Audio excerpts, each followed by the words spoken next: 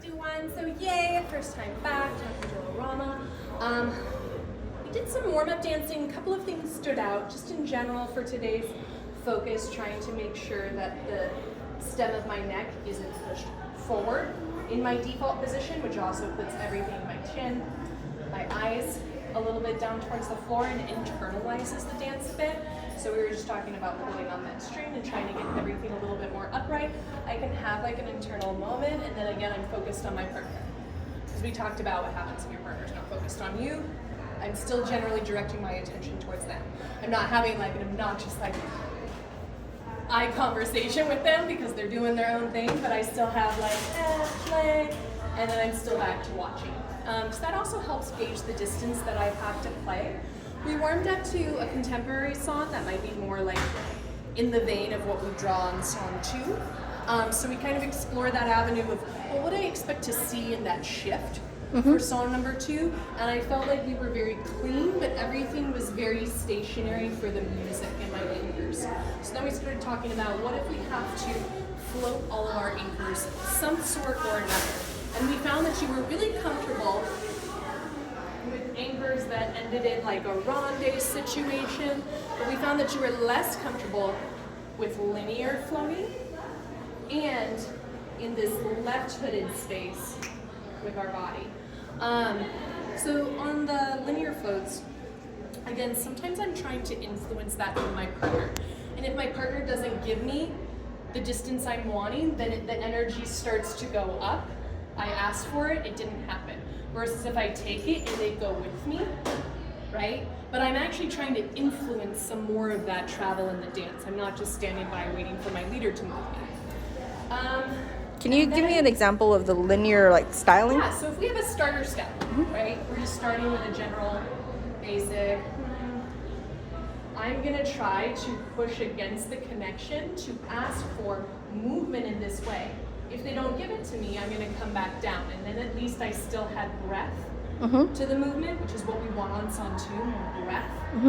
But if my leader gets the message, if we start with that anchor step, and I'm like, hey, I'd like to come this way, then maybe they go with me on that and 8 or and 5 or 6. I'm losing my count. Sorry. So it's just more about feeling the connection in a way that if I'm stepping back, a little bit bigger step, trying to find the very edge of their connection, sometimes it can influence that floating aesthetic. When we do the cross option, so the first one we did was a sugar push. 3 and 4. My foot and my body are facing this back diagonal to go back for 5 and 6. I'm going to send the foot and then let the connection as we counter unravel me. Yeah? What we didn't want to happen is that we were here 6 and then we rotated ourselves without the connection, right? So we did that little drill, we sent the foot, and then we went and pressed the foot. Yeah? And you can practice that over again. And remember, the left foot stays pressurized, right? Because when we started doing that, know your game. Sometimes we started doing this and letting go of the pressure on the left foot. The other variation to that one was you don't have to cross, right? I can go from my 4, I can go 5 and tap. And then maybe I'm ready to move into a left hand or a left footed sugar push. Still going back on the 5 and tap, or I can go 5 and drag as another option, just leaving that foot in front to force some more variation. Then at the very end, we were getting a little more nitpicky and having some practice with like intros. A good intro can just sell your case right off the bat. That intro, I think, just kind of like sets us into our normal habits instead of trying to be present and creating in the moment, right? Less anticipating.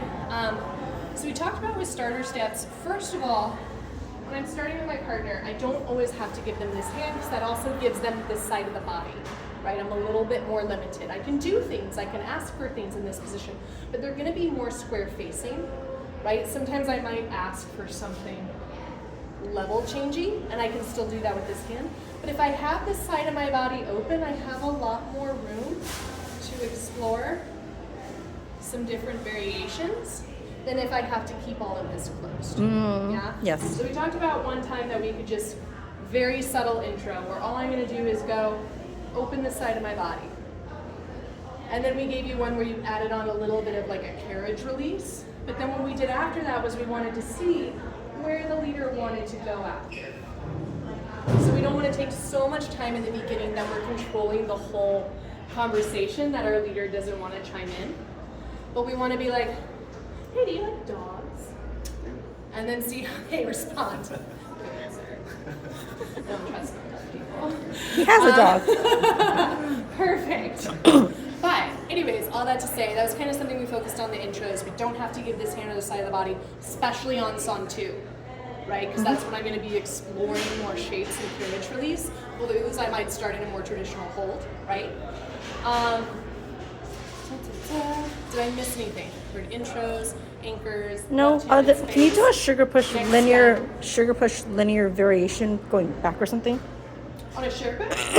Yeah, and then the linear, because there was something about going 4 and then Back, 5, back, back. like where you were facing the almost that side or something. I don't know if that makes any sense. Where is facing this way? Back this way. Back there? Yeah, that. Oh, the other way? Mhm. When I'm here? Yeah. Okay, yeah. So if we do the 2 sugar pushes, this variation. Ba, ba, ba, ba, ba, ba, ba, ba. Yeah, that. Yeah. And I eliminated a step because I'm already really